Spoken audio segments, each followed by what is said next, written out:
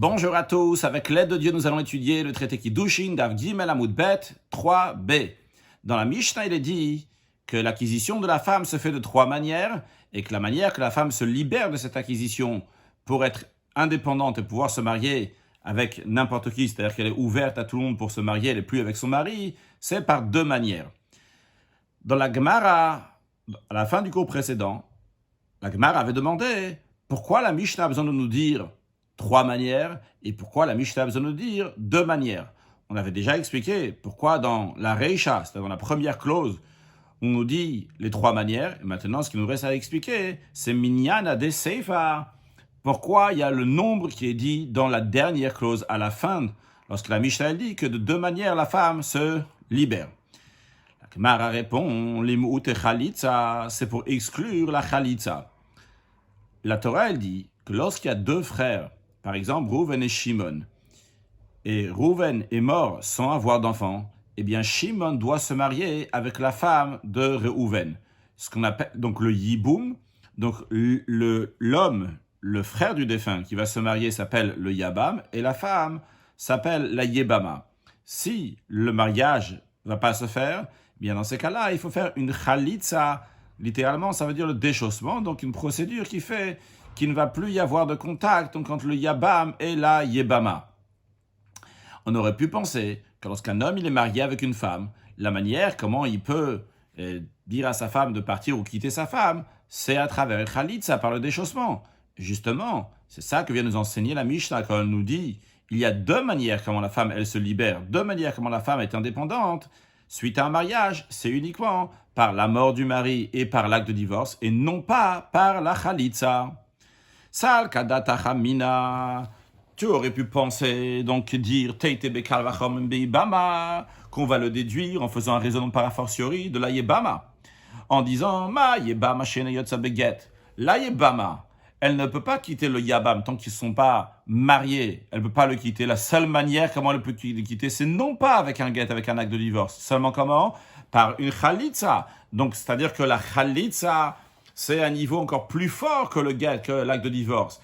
Alors, j'aurais dit ici, déjà, la Yebama, elle ne peut pas recevoir un get et quitter le Yabam. Elle doit avoir uniquement Khalitsa. Alors, j'aurais dit, Zosheyotza beget, celle qui est libérée donc par un acte de divorce, et Inodin Shiyotza Bachalitza, n'est-ce pas, plus forte raison qu'elle peut sortir avec une Khalitsa, qu'une Khalitsa est plus puissante que le get. Kamash Malan, justement, c'est ce que nous enseigne la Mishnah, qu'il y a uniquement deux manières que la femme se libère, et non pas trois manières pour exclure la Khalitsa. Rashi, en haut à gauche, donc c'est la troisième ligne au bout de la ligne, Ma Yebama Sheneyotza Beget. Si la Yebama déjà, donc elle ne peut pas quitter donc son Yabam par un acte de divorce, il y a le final et Kaman Bahipir qu'on va déduire plus loin dans notre chapitre, qu'il est écrit Ktivla, il est écrit Vekatavla, il écrira à elle, à sa femme, il écrira un acte de divorce. Velo le Yebama, on apprend que à la Yebama, si le Yabam va écrire un acte de divorce à la Yebama, elle ne pourra pas sortir. Elle sera toujours rattachée au Yabam jusqu'à qu'elle fera la Khalitsa. Dans la Gemara demande, Vehima Achinami, peut-être en effet, la Khalitsa, on pourrait tout à fait faire un divorce avec la Khalitsa. Qui dit que la Khalitsa c'est pas bon? La Gemara répond à Marka, le verset dit à propos de divorce, Sefer Kritut, que le mari qui veut divorcer sa femme va écrire un document de Kritut, de rupture entre lui et sa femme. Donc en tous les cas, là-bas il est écrit l'expression de Sefer Kritut, donc c'est-à-dire un document. Il va lui écrire, on apprend que Sefer Korta ve'en davar Korta, qu'uniquement un document, un acte de divorce, il peut séparer entre l'homme et la femme. Et il n'y a pas de davar, il n'y a rien d'autre, non une khalitza ou quoi que ce soit, qui peut les séparer et faire la rupture. Dans la Mishnah, on avait dit qu'il y a trois manières comment faire l'acquisition d'une femme, Bekesef, Bishtar ou Bebia. La Gemara va commencer à développer Bekesef. Bien plus tard, la Gemara, pas dans le cours d'aujourd'hui, ni dans le prochain, il me semble donc que c'est dans celui d'après, qu'on verra donc pour Bia, pour Shtar, on verra donc au fur et à mesure. Là, on va commencer avec Bekesef, avec l'argent. La Gemara demande sur ce qui est dit dans la Mishnah, Bekesef. La Mishnah dit qu'en effet qu'on peut faire l'acquisition d'une femme avec de l'argent. Mais Minalan, d'où on sait cela? Et la Gemara profite pour demander une deuxième question. Vetu, et encore une question. Haditnan, ça qui est enseigné dans le traité Ktuvot, que à Avzakai Bevito, que le père il a des droits sur sa fille, Bekidushea, bekesef, bishtar ou bebia. Donc sur les kiddushim de sa fille, il a les droits, que ce soit par l'argent, que ce soit par un document, que ce soit par un rapport, comme Rashi nous explique, que bekesef minalan. Alors déjà, Rashi nous dit que hacha ikar, ici, dans Daf Gimel Amud Bet que nous sommes en train d'étudier, c'est ici l'essentiel de la discussion, de la question sur d'où on apprend que on peut faire l'acquisition d'une femme avec de l'argent. Vrai qu'on avait déjà dit ça dans Daf Bet Amud Aleph, mais là-bas, où le Eil agav grara nakitle. Au passage, il a pris ça aussi, donc au passage. Là-bas, pourquoi c'était au passage? Parce que là-bas, c'était le tarout, c'est la chaîne kinyan de matnitin. Là-bas, on a ramené l'idée, d'où on sait que la femme elle est achetée, on peut faire l'acquisition avec du kesef, pour répondre à la question pourquoi l'expression de la Mishnah était dans le langage de kinyan, d'acquisition, non pas de kiddushin, donc de l'expression de mekudashet. Donc pour ça, on avait dit, parce que le kinyan, l'acquisition, se fait bekesef, donc c'est kesef, etc. Mais Rashi nous dit, la vraie discussion d'où on apprend bekesef, c'est ici. Toujours dans Rashi, donc Zakai Bevito, la Gemara donc a ramené aussi une Mishnah dans laquelle on dit que le père il a les droits dans sa fille de chaque kesef yeshelo, c'est-à-dire que l'argent va appartenir au père. Vehu mikabel ashtar, c'est le père qui reçoit le document. Vehu mosal biya al kocha, donc que ça soit dans les kiddush et kesef, les kiddushim qui sont faits avec de l'argent, que ce soit avec les kiddushim qui sont faits avec un document, que ce soit les kiddushim qui sont faits avec biya, vous mosal biya al kocha, et il peut donc la donner au mari qui va avoir un rapport avec elle, même contre son gré, les shem kiddushin, pour qu'elle va être mekudeshet, be'od anara, lorsqu'elle est encore nahara. Donc, la notion on va voir aussi dans la suite, donc c'est important de s'en rappeler, ktana, donc qui est appelée donc une petite fille dans la Torah, donc c'est une fille qui a jusqu'à 12 ans, une nahara, c'est une fille qui a 12 ans jusqu'à 12 ans et demi, elle devient nahara à 12 ans lorsqu'elle amène des signes de puberté, puis à 12 ans et demi, elle devient ce qu'on appelle une bogeret, et donc elle a d'autres critères. Alors, revenons dans la Gemara. Donc le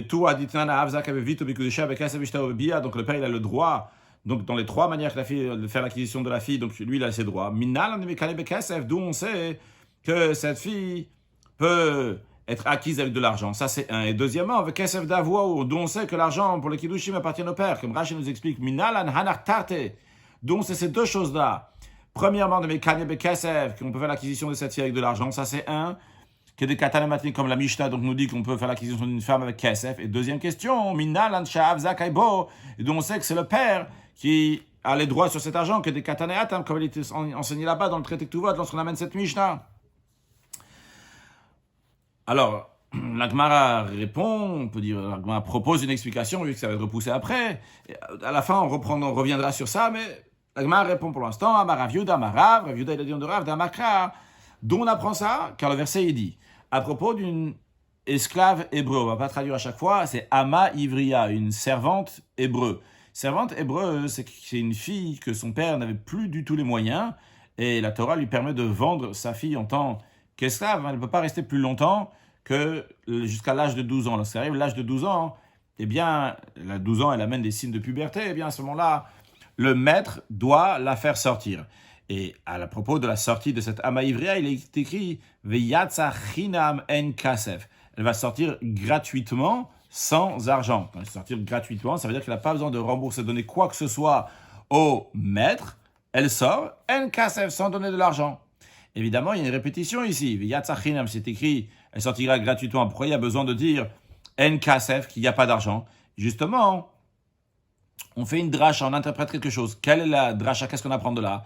On apprend que en kesef le adonze, on ne donne pas d'argent à ce maître, donc chez qui la servante elle était, lui il ne reçoit pas d'argent quand cette servante elle va sortir. Par contre, aval yesh kesef le adonacher, il y a un autre maître qui a oui de l'argent. C'est qui cet autre maître qui a eu de l'argent? Manniou, c'est qui? C'est Av, c'est le père. Lorsqu'elle sort de la Nara, elle a 12 ans, elle sort de chez son père pour aller se marier, eh bien le père, qui est le maître de cette fille, aura oui de l'argent, contrairement au maître de chez qui elle sort lorsqu'elle était esclave, que ce maître-là n'aura pas d'argent. Important de se rappeler dans la suite, peut-être ça fait trop de mots en hébreu, mais on aura plusieurs fois donc cette expression de Veyatsa chinam en kasef, donc le verset lui-même, on mentionnera ce verset, Veyatsa chinam, elle sortira gratuitement, en kasef, elle n'a pas d'argent. Donc on mentionnera aussi bien Veyatsa chinam et en kasef. On mentionnera aussi plusieurs fois en kesef la donze, aval yesh kesef la donacher, qu'il n'y a pas d'argent pour ce maître-là, le maître de la servante, mais il y a de l'argent pour un autre maître, le maître donc de cette fille, donc qui est le père. Rashi, Viyatsachinam, Gabe Ama Yivriya. Rashi nous dit que ce verset-là donc, parle d'une servante hébreu, Ayotzet Mirshut Adon, qui sort du domaine de son maître, Besiman et Narut, lorsqu'elle a amené des signes de puberté. Ou Matzelemir, le verset aurait pu écrire Veyatzachinam, tout court, elle sortira gratuitement, Veloba et Nkasef. Et on n'aurait pas eu besoin de dire Nkasef sans argent. Pourquoi la Torah rajoute Nkasef? Elle a les midrash, c'est pour interpréter que Nkasef la donne Zesh, il n'y a pas d'argent pour ce maître-là duquel elle sort. Avaliyesh Kasef la donne Acher, il y a de l'argent pour un autre maître lorsqu'elle sort de l'autre maître. Et c'est qui ce maître? C'est le père. Donc, a priori, on a la réponse à notre question, d'où on sait que on peut faire l'acquisition d'une femme avec de l'argent, et d'où on sait que c'est le père qui va recevoir l'argent de la Nara. C'est qui? D'où on apprend ça? Du verset V'yatzachinam en kasef. La Gemara dit, non, j'ai une question. Ve'eima ledida. Peut-être cet argent revient à elle. Rashi explique la question. Ve'eima ledida ve'hai kasef. Peut-être que c'est la fille, à la Nara, à la jeune fille qui appartient à l'argent. De l'octive en lo kesef, il n'y a pas écrit que lui, le maître, n'aura pas d'argent. Des tidok mina, pour que tu puisses faire une précision en disant en kesef la donne ze, que ce maître n'a pas d'argent, mais l'autre maître va avoir l'argent. Non. Alors, quelle précision tu vas faire du verset de en kesef? Et la hachid mina, ainsi fait la déduction. En kesef bitziazo, il n'y a pas d'argent dans cette sortie. On ne parle pas de qui n'a pas d'argent. Il n'y a pas de sortie, il n'y a pas d'argent dans cette sortie-là. Elle sort donc gratuitement. En effet, en l'occurrence, le maître va pas recevoir de l'argent. Avaliyesh kasef bitzia acheret. Dans une autre sortie, lorsqu'elle sort de chez son père pour aller dans le domaine de son mari, il y a oui de l'argent, mais le olam dida. Mais à qui va appartenir cet argent-là? À elle, à la jeune fille. Dans le verset, il n'y a pas de déduction à faire que l'argent appartiendra au père. En kasef. Elle sort de chez le maître chez qui elle était servante, il n'y a pas d'argent. Dans une autre fois, quand elle va sortir, il y aura de l'argent. Mais à qui? À elle, à la jeune fille. Qui te dit que l'argent va au père de ce verset-là? Alors la Gemara répond avec une question en disant Hachi Ashta. Comme ça, tu peux penser, c'est pas la traduction de Hachi Ashta, littéralement Hachi Ashta, c'est ainsi maintenant. C'est comme ça tu fais, comme ça tu veux dire, comme ça tu veux penser. C'est pas logique de dire une telle chose, que la fille va se marier et que c'est elle qui va, c'est le père qui marie la fille et c'est la fille qui reçoit l'argent. Avia mais quel kiddushia. Nous on a une évidence, on est sûr que c'est le père, c'est lui qui prend le kiddushim pour sa fille, c'est lui qui s'en occupe. Et donc l'argent aussi pardon, j'ai dit le mari, le père. C'est le père qui fait le kiddushim de sa fille. Et donc l'argent aussi va aller pour le père. Donc c'est ça. Il est écrit, et biti natati la ishaze. Ma fille, j'ai donné à cet homme. Alors juste pour le contexte, là-bas donc on parle ça nous concernera pour la suite, pas pour maintenant, mais je le dis déjà maintenant. On parle donc de quelqu'un qui s'est marié avec une fille. Et qu'après s'être marié avec elle, donc il la déteste, et il dit qu'il a trouvé que la fille n'était pas vierge. Donc ce qui est grave, c'est que la fille n'était pas vierge, qu'elle a fauté, et en plus c'était après le fiançailles, donc c'est extrêmement grave. Alors, on fait une enquête, etc. Et dans l'enquête, donc la manière que c'est présenté dans la Torah, il y a le père qui vient et qui dit « Et biti natati la ishaze » j'ai donné ma fille à cet homme-là. Donc en tous les cas, c'est l'expression qui nous intéresse ici. Donc c'est un verset qui est dit dans le contexte de ce qu'on appelle le motzi shemra, celui qui fait sortir une mauvaise renommée sur la jeune fille. Donc là-bas, en tous les cas, on voit écrit biti natati la ishaze. Ma fille, j'ai donné à cet homme-là. Alors, c'est le père donc qui fait le kiddushin. Vei, chaque la casse pas. Et c'est elle qui va prendre l'argent. C'est le père qui fait le travail de faire le kiddushin, c'est elle qui va prendre l'argent. Donc c'est sûr que c'est le père qui prend l'argent. Comment tu peux penser qu'il y a de l'argent quand elle sort de chez le père, mais l'argent est pour elle? Alors, la Gemara dit, ok, mais j'ai une question quand même. D'abord, Rashi, Vei, tish kol kaspa. Est-ce qu'elle va prendre l'argent? Bitmia, ça se lit avec étonnement. Est-ce possible que la Torah, gratuitement, lui a donné le droit de recevoir le kiddushin et c'est pas lui qui va prendre l'argent? C'est sûr que c'est lui qui va prendre l'argent. Donc la Gemara accepte cette question-là, mais continue à questionner. La Gemara dit, Vehema, on peut dire, le verset dit, c'est en effet, Biti natati la chazé, j'ai donné ma fille à cet homme-là, mais hanemi lektana. Quand est-ce que c'est le père qui marie sa fille? Sinktana, une fille qui a jusqu'à 12 ans. Elle n'est pas encore nara. Pourquoi la ktana, la petite? De l'être la yad de kabel kiddushin. Littéralement, elle n'a pas de main pour recevoir les kiddushin. C'est-à-dire, elle n'est pas en mesure de recevoir les kiddushin par elle-même, vu qu'elle est trop petite. Donc, c'est la raison pour laquelle c'est le père qui s'en occupe, c'est le père qui prend l'argent. Aval nara de it la yad de kabel kiddushin. Mais la jeune fille, donc celle qui a 12 ans et 12 ans et demi, qu'elle a oui donc la main de la bouille, elle est oui en mesure de prendre pour elle-même les kiddushin. Dans ce cas-là, t'es kadesh ina shavetishkol kaspa. Donc elle-même, elle peut se marier. Donc elle-même, elle peut prendre l'argent. Donc on n'a pas de preuve que les droits du père s'appliquent même quand elle est nara. Peut-être ça s'applique uniquement quand elle est ktana, mais quand elle est nara, qui te dit que le père peut prendre son argent. L'argent des kiddushin. Rashi, qui explique la question, peut-être ça que la Torah donne le droit au père de recevoir l'argent des kiddushin, c'est uniquement si c'est une petite fille qui n'a pas de main, qui n'est pas en mesure de prendre les kiddushin pour elle. Elle n'a pas de conscience, elle n'est pas assez mature pour elle-même donc faire les kiddushin et prendre l'argent. Maintenant, Rashi demande une question qu'on aurait pu demander.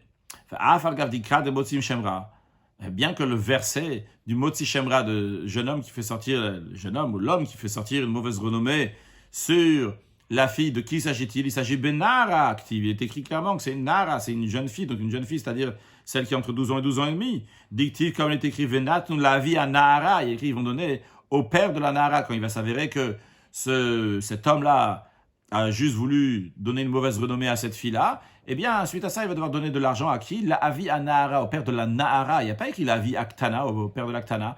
Donc, a priori, comment la Gemara peut penser dire que quand le père, il marie la fille Ktana, à ce moment-là, il prend l'argent, mais si elle est Nahara, il ne prend pas l'argent. Il y a écrit, Venatul la avi à Nahara, au père de la Nahara.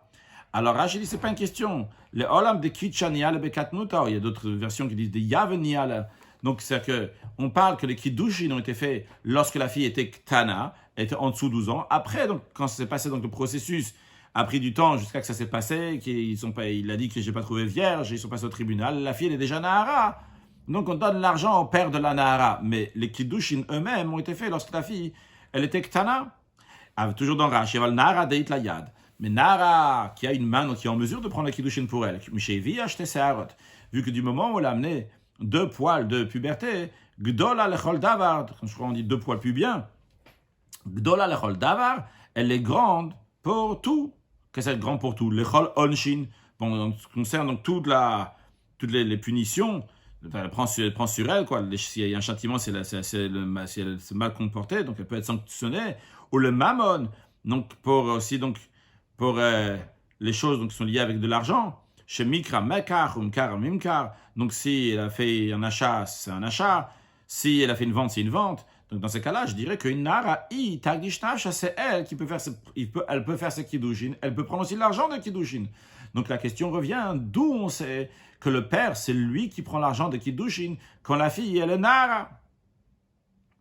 Mara répond, Amarka, le verset dit, il est dit à propos de la Farat Nedarim, l'annulation des vœux, que lorsque une fille, elle est Nara, eh bien, le père annule ses vœux. Si elle a fait certains vœux, le père peut annuler ses vœux. Et là-bas, l'expression que la Torah emploie, c'est binurea betavia, littéralement qui veut dire lorsqu'elle est Nahara, dans la maison de son père. Mais on explique ce verset-là, kol shavach neurim, tout le profit qui provient d'une fille qui est Nahara, binurea, donc elle est Nahara, leavia, ça appartient, ça revient à son père. Donc de ce verset-là, on voit que kol shavach, que tout profit qui vient de la Nahara, avis à son père.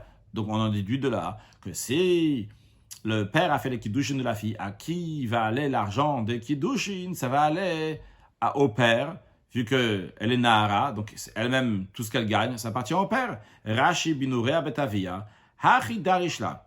Ainsi, donc, on interprète le verset. Kolzman shebinurea, tant qu'elle est dans la période de Nahara. Ishelavia, elle appartient à son père. Dechol shavach abala leaviao. Tout shavar, tout profit qui est l'entire, la via où ça appartient au père. La Gemara demande, Ravuna Marav. Dans ces cas-là, ce que Ravuna il a dit au nom de Rav.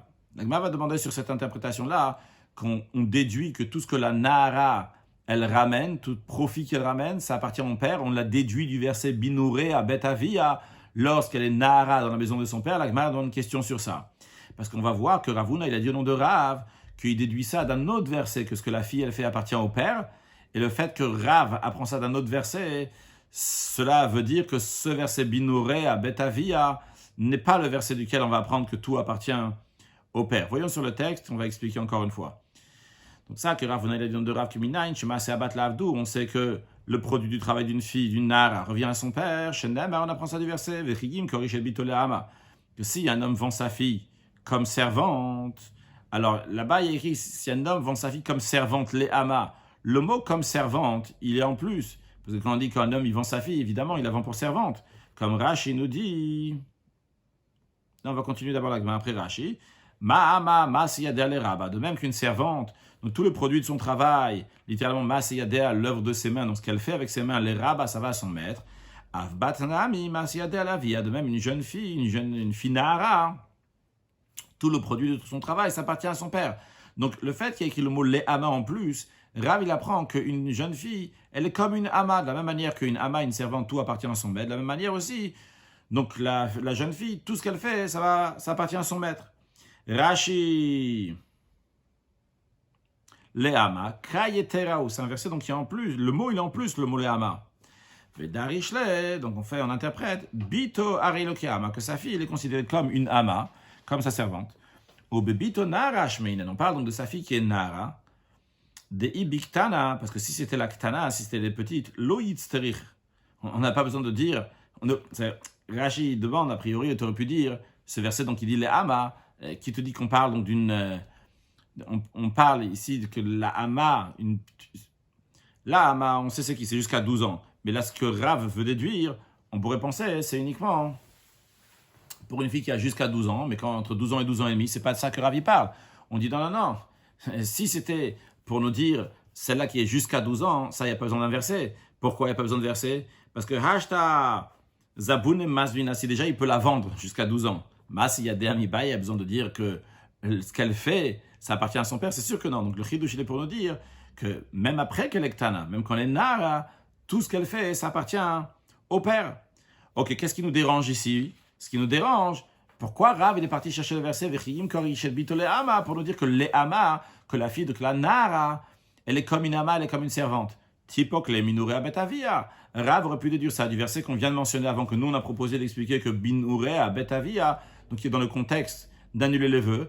Là-bas, on a dit que Kol Shavach Neurim, donc tout ce qu'elle fait quand elle est Nara, Leavia, ça appartient à son père. Donc Rav aurait pu déjà le déduire du verset Binourea Betavia. Pourquoi il a besoin d'aller chercher un autre verset? Seulement cela nous oblige à dire que c'est pas ça l'explication du verset Binourea Betavia qu'on a pris avant. Rashi, Tipok le Minourea.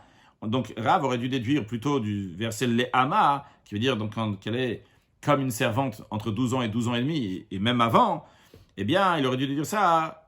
Rav aurait dû le déduire Minourea, le meilaf, si vraiment du verset Binourea Betavia, lors de lorsqu'elle est Nahara dans la maison de son père, on peut déduire que tout ce qu'elle fait quand elle est Nahara, ça appartient à son père. Rav aurait dû le déduire de Binourea, elle a le corps, ça on est obligé de dire. Midlo Yalif Mehatam, le fait qu'il ne le déduit pas de là-bas, du verset Minourea, Shaminan Mina, on déduit de là que Lola Shavach Norim Atia. C'est pas venu pour nous dire que tout ce qu'elle fait lorsqu'elle est Nara, ça appartient au père.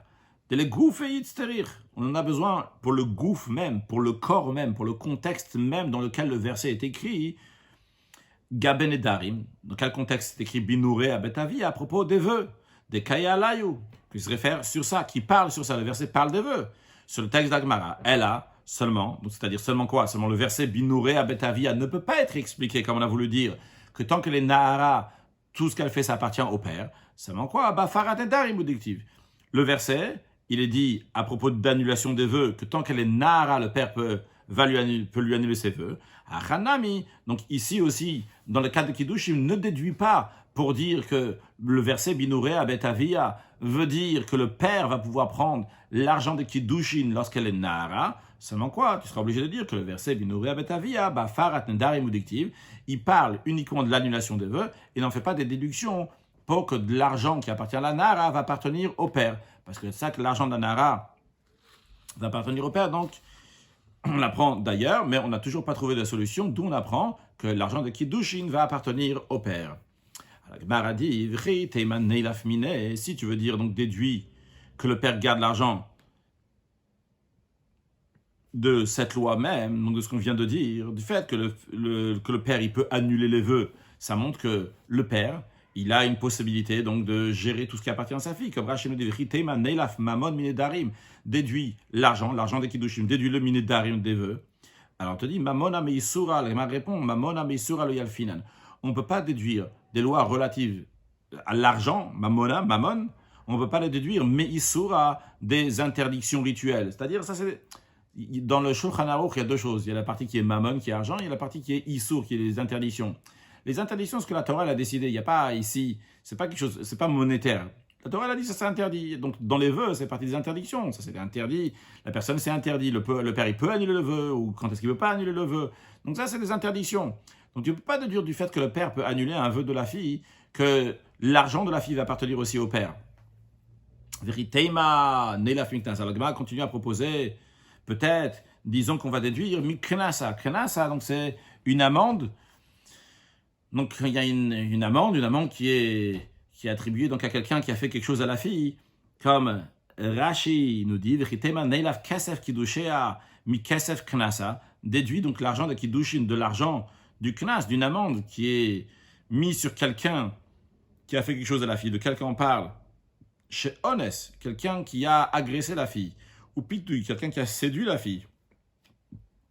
Il doit donner de l'argent Léavia à son père, il doit donner Hamishim Kasef, 50 pièces d'argent. Donc on voit que c'est au père qui doit donner de l'argent. Alors on pourrait déduire, vu qu'il doit donner le knas, l'argent donc de l'amende, il doit la donner au père alors qu'il a fait quelque chose à la fille. C'est une preuve que l'argent de la fille, de la jeune fille de la Nara appartient au père. La Gemara dit non, on ne peut pas faire cette déduction. Pourquoi? Parce que Mamon Amiknas, aloyal finan. On ne peut pas déduire de lois d'argent monétaire d'un knas, des lois qui concernent une amende. Comme Rashi nous l'explique. Mamon Amiknas, aloyal finan. Pourquoi? Sheha knas, kulo chidush. Parce que le knas, les règles qui concernent les amendes, c'est un chidush, c'est une nouvelle catégorie. C'est quelque chose que tu ne peux pas en déduire quand c'est un peu quand Rashi veut nous dire ici, c'est un peu une exception. Il n'y a pas de logique. La Torah a décidé tu vas donner tant et tant pour tel et tel cas. Tu ne peux pas en déduire pour les autres cas. Mais chidush lo gamrinan. Et donc d'une nouvelle loi, on ne peut pas être utilisé comme une source pour d'autres lois. Donc la question toujours revient. Rashi nous dit vakate kiddusher minal de la viave. Donc vakate. Donc encore, on est toujours là. À ce niveau-là, la question kiddusher minal de la viave, dont on sait que les kiddushin ils appartiennent au père.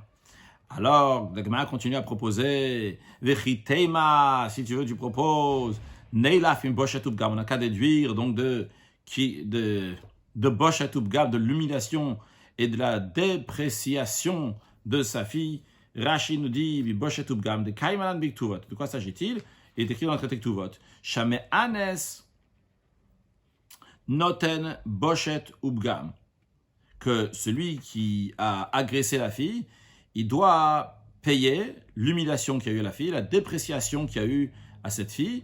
À qui doit payer ça? Les av au père. Vehano, et cet argent lav knasaninu, ça c'est pas une amende, ça c'est quelque chose qui est réfléchi. Combien dont elle a eu, en fonction de quelle catégorie de famille elle est, cette fille, de quel contexte, et qui la personne aussi qui a fait, quelle dépréciation il y a eu. Donc ici, c'est quelque chose qui est calculé, donc c'est pas ici quelque chose donc, qui est irrationnel, une amende que la Torah, un knas que la Torah. Ça, c'est du mammon, c'est de l'argent. Donc, a priori, on peut, oui, déduire donc l'argent, de la même manière que l'argent de boshet ou bgam, de l'humiliation et de la dépréciation de la fille, va au père et non pas à la fille, eh bien, donc, on voit de là que tout l'argent appartient au père. La Gemara dit, shane boshet ou bgam. On ne peut pas déduire donc de boshet ou bgam, de l'humiliation et de la dépréciation, que cet argent-là est donné au père. Pourquoi? Parce que son père a un droit a priori sur elle, donc il a le droit de donner à sa fille un homme donc, qui est désagréable, comme on va voir dans Rashi tout de suite, donc le père il est lié à cela, il est concerné par cela, il a le droit d'humilier sa fille. Il a le din, il a la loi, il a une part dans ça, dans cet argent-là. Pourquoi? Parce qu'il peut humilier sa fille, ou les pogma, l'amener à une dépréciation. Bishvil mamon shitnulo, pour de l'argent qu'ils vont donner au père. Si on donne de l'argent au père, le père peut dire oui, c'est pas grave, je la laisse s'humilier. Dans quel contexte? Évidemment, dans un contexte cachère mais désagréable, des ibae, que si le père veut, masala lim nouval. S'il veut, il peut le donner à quelqu'un qui a des comportements qui sont repoussants. C'est un menouval, c'est quelqu'un de sale, de dégoûtant, de désagréable. Ou moukeshrin, quelqu'un qui est frappé d'ulcère, donc c'est quelqu'un qui a une apparence qui est repoussante. Derrière la bochette ou bgam. Donc le boche, c'est une bochette, c'est une humiliation pour sa fille, c'est un bgam, c'est une dépréciation pour la fille. Mais le père a le droit de le faire. Maintenant, qu'est-ce que le père il a perdu lorsque la fille elle a été agressée par cette personne-là? Alors justement, Rachid nous explique, il fait Annazesh Baalea, cet agresseur qui est venu sur elle. Quand il est venu sur elle, c'est-à-dire qu'il y a un rapport avec cette fille-là, en la violant. Mais Chasser Mamonze, il fait perdre, il fait diminuer, il fait manquer cet argent-là au père. Chez Zilzela, vu qu'il a rabaissé Vloïk, peut soit la Tovim maintenant, il ne va pas avoir de demande pour sa fille. Donc il a eu une perte. Donc il aurait pu la vendre, entre guillemets, donc à un moukeshrin, à quelqu'un donc, qui est désagréable, pour un meilleur prix. Maintenant, donc, il a perdu ça. Donc le père lui-même, il est concerné par ça. Donc on peut dire, c'est la raison pour laquelle que le père, c'est lui qui reçoit le boshet ubgam, qui reçoit donc cet argent-là. Ok, on va s'arrêter là pour aujourd'hui. On verra dans la suite de la Gemara comment on revient sur le verset Veyatzachinam en kasef. Et ça ne va pas échapper que, on a déjà appris dans les paroles de Rav, que tout ce que la fille est là, ça appartient au père. On prend du pas de ça. On verra dans la Gemara, dans le prochain cours, Bazat Hashem, qu'on a besoin de ce verset, on a besoin du verset Veyatzachinam en kasef, qui sera la conclusion d'où on apprend, en effet, on va revenir à ce verset-là et le maintenir à nouveau dans le prochain cours. Et on verra qu'on a besoin aussi de l'enseignement de Rav. Les deux sont nécessaires. Une halakha. L'halakha, en effet, sur le sujet qu'on est en train de parler, que le père, donc, il a le droit de vendre sa fille, même contre son accord, tant qu'elle est ktana ou nahara, depuis donc jusqu'à qu'elle devienne bogeret, quand elle est bogeret, donc elle a 12 ans et demi, bien à partir de ce moment-là, elle ne peut pas être vendue, son père ne peut pas lui faire les kiddushin contre son gré. Conclure avec un sujet de Chassidut. Tout ce qui existe dans la partie dévoilée de la Torah découle de la profondeur de la Torah. Quand on dit il y a des choses qui se trouvent ici matérielles, c'est parce qu'ils ont quelque chose de spirituel. Donc il y a l'âme de la chose et il y a le corps de la chose. Donc l'âme de la chose, c'est comme les choses sont spirituelles, dans la profondeur de la Torah. Il y a comme c'est le corps de la chose, donc c'est la partie dévoilée de la Torah.